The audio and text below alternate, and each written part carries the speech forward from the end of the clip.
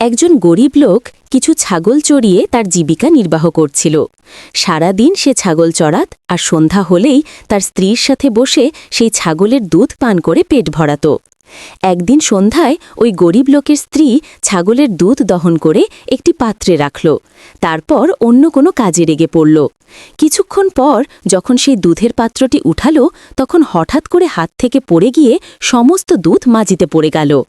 এটা দেখে সে কাঁদতে শুরু করল, কারণ ঘরে খাবার মতো আর কিছুই ছিল না। আকাশের দিকে তাকিয়ে বলল, হে খোদা, এমন ছোটখাটো বিপদ আমাদের মতো গরিব মানুষের উপর কেন আসে? তুমি কি শুধু গরিব মানুষকেই দেখো?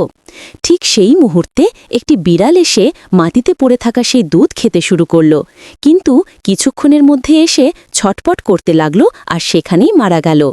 এটা দেখে গরিব লোকটি হতবাক হয়ে গেল। সে দ্রুত সেই দুধের পাত্রের মধ্যে দেখল যে তার মধ্যে একটি গিরগিটি মরে পড়ে আছে।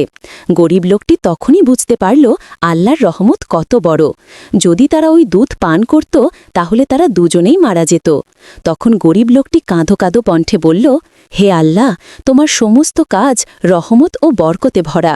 আমরা কতটা অবোধ যে ছোটখাটো বিপদ আসলে আমরা অস্থির হয়ে পড়ি, যেখানে তোমার সমস্ত ফায়সালার মধ্যে আমাদের ভালো লুকিয়ে।